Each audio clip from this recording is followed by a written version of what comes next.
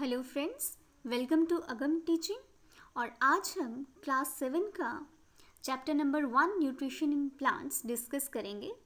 और इसमें जो मैंने टॉपिक्स कवर किए हैं वो हैं nutrition, mode of nutrition in plants, autotrophic nutrition in plants, photosynthesis, heterotrophic modes of nutrition in plants, replenishment of nutrients in the soil, और लास्ट में NCERT बुक के एक्सरसाइज के सॉल्यूशंस भी दिए हैं। और अगर मेरा वीडियो आपको पसंद आए तो please like, subscribe and share ज़रूर करें। So let's start our chapter nutrition in plants. Nutrition in plants जानने से पहले हमें ये पता होना चाहिए कि न्यूट्रिशन होता क्या है। देखो, हमने क्लास 6 में कंपोनेंट्स ऑफ फूड चैप्टर में न्यूट्रिएंट्स के बारे में पढ़ा था कि कार्बोहाइड्रेट्स, प्रोटीन्स, फैट्स न्यूट्रिएंट्स होते हैं जो हमें फूड के थ्रू मिलते हैं। और जब हम खाना खाते हैं तो हमारी बॉडी को जो मिलता है, जैसे एनर्जी मिल रही है या हमारी बॉडी की इम्यूनिटी पावर बढ़ रही है, उसको हम न्यूट्रिशन बोलेंगे। ओके, न्यूट्रिशन मतलब न्यूट्रिएंट्स को जब हम खाएंगे उससे जो हमारी बॉडी को मिलेगा, दैट इज़ न्यूट्रिशन। तो डेफिनेशन भी देख लेते हैं इसकी। It is the process of taking food by an organism and its utilisation by the body. ये वो प्रोसेस है न्यूट्रिशन कि जिसमें एक ऑर्गेनिज्म जब खाना खाता है, खाना लेता है, तो जो उसकी बॉडी उसको यूटिलाइज करती है उसको हम न्यूट्रिशन बोलते हैं। और it is the method by which organisms get energy and nutrients after consuming food. खाना खाने के बाद जो उसकी बॉडी को एनर्जी या न्यूट्रिएंट्स मिले उसको हम बोलते हैं कि हमें न्यूट्रिशन मिला खाने के बाद। देखिए, अब इस स्लाइड में आप देखेंगे कि ये पर्सन खाना खा रहे हैं, मतलब फूड के थ्रू क्या कर रहे हैं, न्यूट्रिएंट्स ले रहे हैं अपनी बॉडी में। और जब ये न्यूट्रिएंट्स ले रहे हैं, इनकी बॉडी न्यूट्रिएंट्स को एब्जॉर्ब कर रही है। एब्जॉर्ब करने के बाद जो इनकी बॉडी में एनर्जी प्रोड्यूस हो रहा है, मतलब न्यूट्रिशन मिल रहा है इनकी बॉडी को खाना खाने के बाद। तो आई होप आपको समझ आ गया होगा कि न्यूट्रिशन का मतलब क्या होता है। Now let's discuss modes of nutrition. Nutrition के मोड्स कौन कौन से हैं? एक ऑटोट्रॉफिक है और दूसरा हेटेरोट्रॉफिक है। तो सबसे पहले हम देखते हैं कि ऑटोट्रॉफिक मोड ऑफ न्यूट्रिशन क्या होता है। अब इसमें लगा है ऑटो।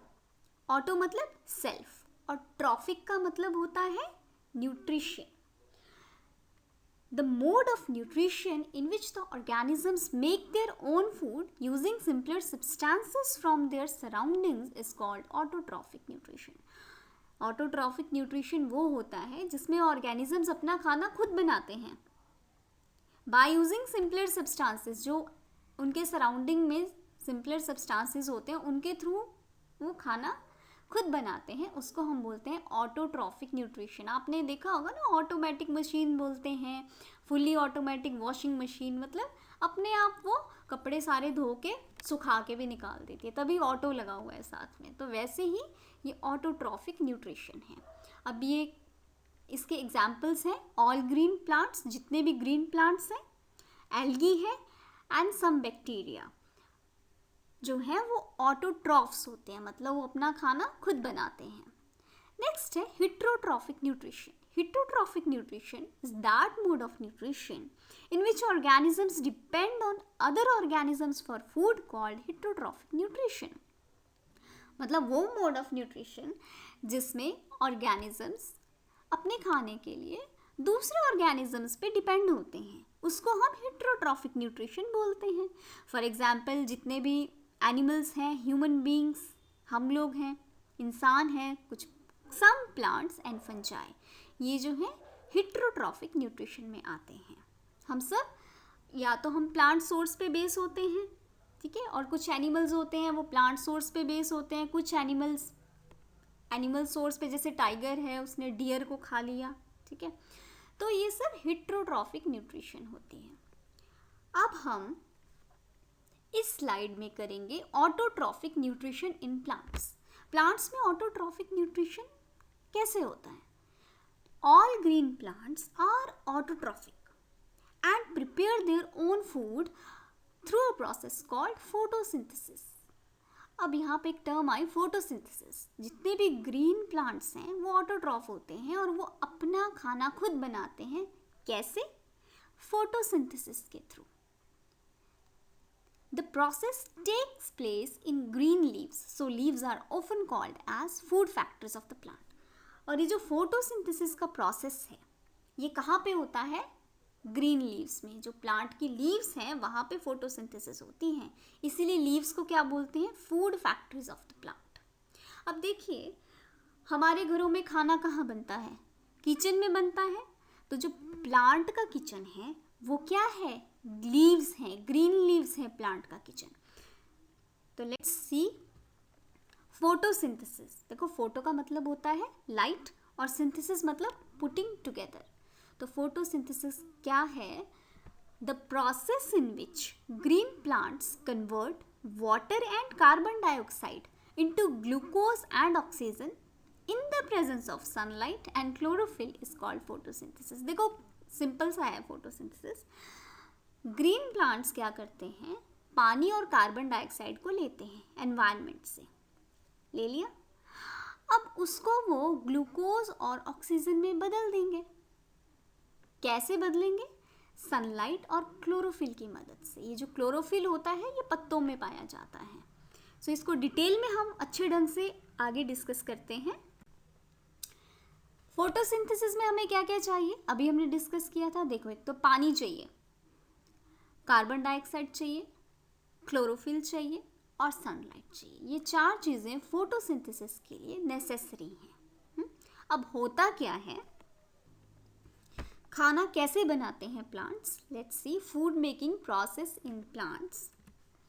तो ये एक प्लांट है और ये इसकी रूट्स हैं. तो हमने एसेंशियल थिंग्स क्या की थी कि वाटर. हम सब प्लांट्स को पानी देते हैं. क्यों देते हैं? इसलिए देते हैं कि कहीं प्लांट सूख ना जाए. फूड है ना पानी, इसका मतलब इससे अपना फूड बनाते हैं प्लांट्स. तो सबसे पहले हमने वाटर दिया. ये वाटर क्या हुआ? रूट्स में चला गया, नीचे सॉइल में चला गया, मिट्टी में चला गया. और मिट्टी से ये जो जड़ों का रूट्स में रूट हेयर्स होते हैं. जड़ों में भी आपने देखा होगा रूट हेयर्स होते हैं. ये पतले पतले जो दिखाई दे रहे हैं ये वाटर को एब्जॉर्ब करते हैं. जब ये वाटर को एब्जॉर्ब करते हैं तो क्या करते हैं कि ये पानी को स्टेम के थ्रू लीव्स तक पहुंचाते हैं. अब स्टेम के थ्रू लीव्स तक तो पहुंचाते हैं लेकिन स्टेम में भी तो कुछ होगा जिससे वो पानी लीव्स तक गया. तो स्टेम में क्या होता है? जाइलम होता है. जाइलम एक बहुत ही मतलब एक टाइनी थिन पाइप की तरह होता है. पाइप लाइक स्ट्रक्चर होता है जिसके थ्रू ये देखिए वाटर एंड मिनरल्स ये जो हैं लीव्स तक पहुंचा रहे हैं. ओके, जाइलम याद रखिए जाइलम. अब जैसे हमारे घरों में भी अगर पानी हमें 3rd मंजिल तक पहुंचाना है या 4थी मंजिल या दूसरी मंजिल तो हम क्या करते हैं? एक पाइप होना ज़रूरी होता है ना भाई. और साथ में क्या? मोटर ऑन करेंगे, पाइप के थ्रू पानी ऊपर चला जाएगा. वैसे ही यहाँ पे भी गॉड ने इनको भी एक छोटी सी पाइप दी है, टाइनी स्ट्रक्चर लाइक, जिसको हम जाइलम बोलते हैं. और उस पाइप के थ्रू पानी किचन में जाता है प्लांट्स के. किचन क्या है? लीव्स तक पहुंचा दिया पानी. अब देखते हैं लीफ के अंदर क्या होता है. लीफ के अंदर पहुंच गया पानी. चलिए अब प्लांट के किचन में पानी पहुंच गया, मतलब प्लांट के लीफ में पानी पहुंच गया. अब इस किचन का स्ट्रक्चर देख लें, मतलब लीफ का स्ट्रक्चर देख लें.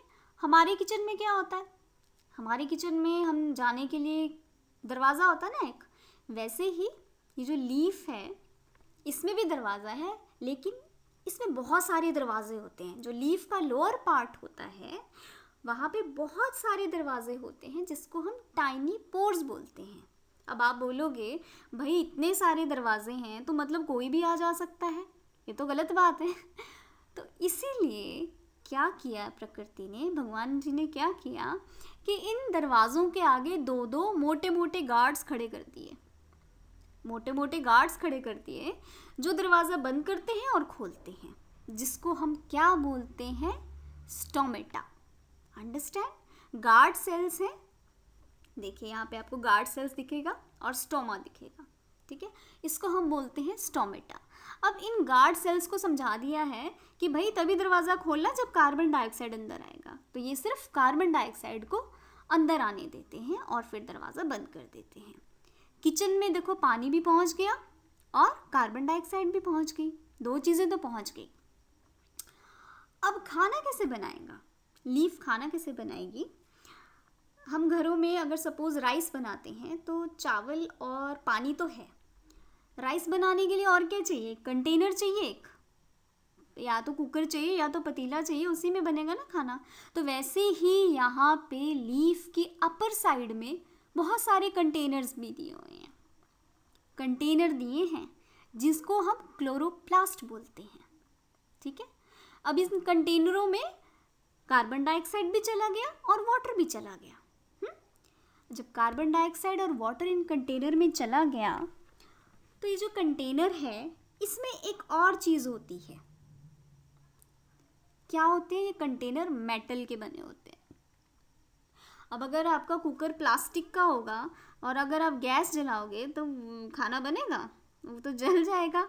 तो वैसे ही हमें मेटल की चीज़ चाहिए, या तो एल्यूमिनियम का हो कुकर, या है ना मेटल का होना चाहिए। वो क्या करेगा कि जब आप गैस ऑन करेंगे तो मेटल एब्जॉर्ब करता है ना हीट को। तो वैसे ही ये जो लीफ है इसमें क्लोरोप्लास्ट है। क्लोरोप्लास्ट में क्लोरोफिल होता है जो सनलाइट को एब्जॉर्ब करता है। भाई सनलाइट भी तो ज़रूरी है, जब तक गैस नहीं जलाओगे तब तक खाना नहीं बनेगा। वैसे ही यहाँ पे भी जब तक सनलाइट नहीं होगी तब तक लीफ भी अपना खाना नहीं बना पाएगी। तो आप यहाँ पे देख पा रहे होंगे कि क्लोरोप्लास्ट है यहाँ पे, और इन क्लोरोप्लास्ट के अंदर क्लोरोफिल है। आई होप आपको समझ आ रहा होगा कि मैं बोलना क्या चाह रही हूँ। तो जो रिएक्शन होगा फोटोसिंथेसिस के थ्रू, मतलब देखो कार्बन डाइऑक्साइड वाटर क्लोरोप्लास्ट में पहुंच गया, कंटेनर में पहुंच गया, सनलाइट मिल गई। अब क्या बना? पत्तों ने क्या बनाया? ग्लूकोज बना। ग्लूकोज बना और ऑक्सीजन बना।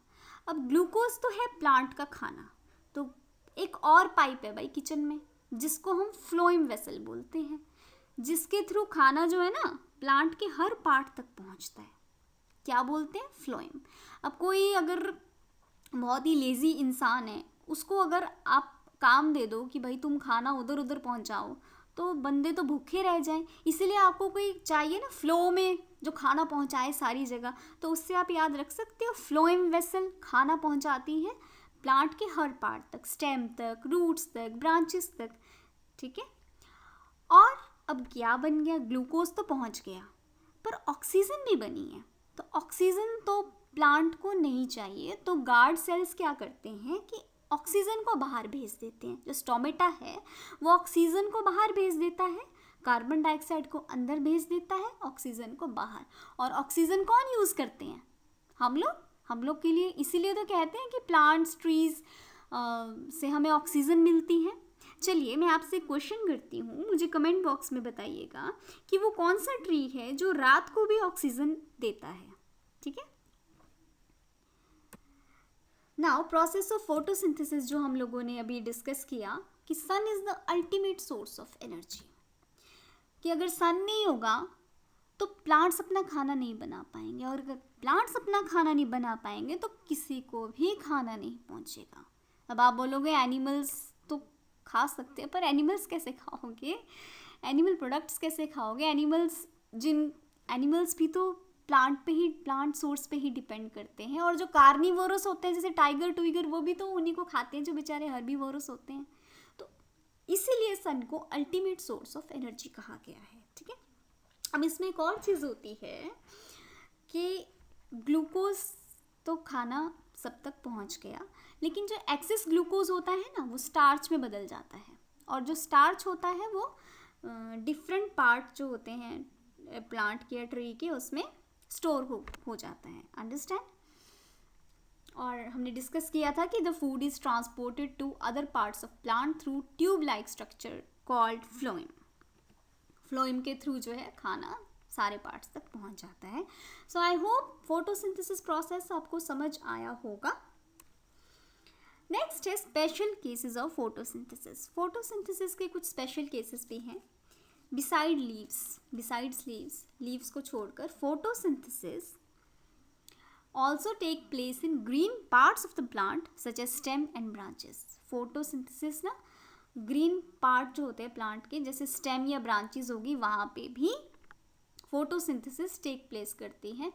देखो जैसे डेजर्ट प्लांट्स हो गए, कैक्टस लीव्स आपने देखी होंगी ना, तो कैक्टस की लीव्स कैसे मॉडिफाई हो गई होती हैं, वो कांटे, जब कांटे कांटे होते हैं ना, वो उसकी लीव्स होती हैं, क्योंकि वहाँ पे ज़्यादा पानी नहीं होता डेजर्ट में, इसीलिए to reduce the loss of water वहाँ की जो लीव्स हैं वो स्पाइन्स की तरह होती है, स्पाइन मतलब कांटे वाले होते हैं ना, और उनकी जो स्टेम होती है, आपने देखा होगा कितने मोटे मोटे होते हैं उनके स्टेम, कैक्टस लीव्स की फ्लैशी होती है, थिक और फ्लैशी होती है, तो वहाँ पे फोटोसिंथेसिस होती है, क्योंकि वहाँ वो जो फ्लैशी ग्रीन स्टेम्स हैं वहाँ पे chlorophyll, they contain chlorophyll.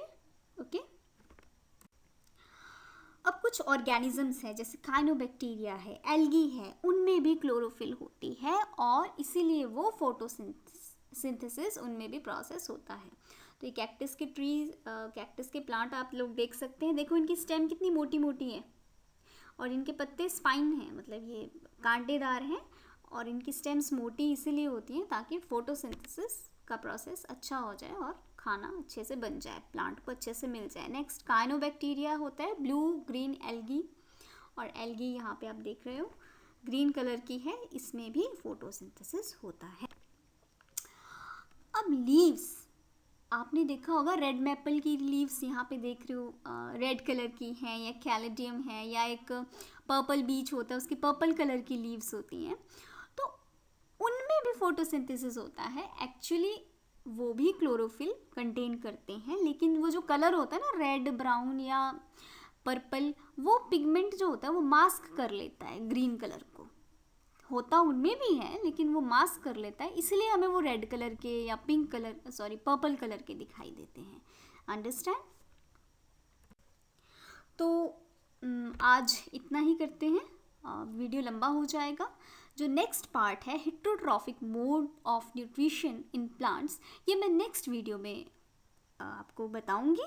So thank you, और अगर मेरी वीडियो आपको अच्छी लगी तो प्लीज़ लाइक, सब्सक्राइब और शेयर ज़रूर करें।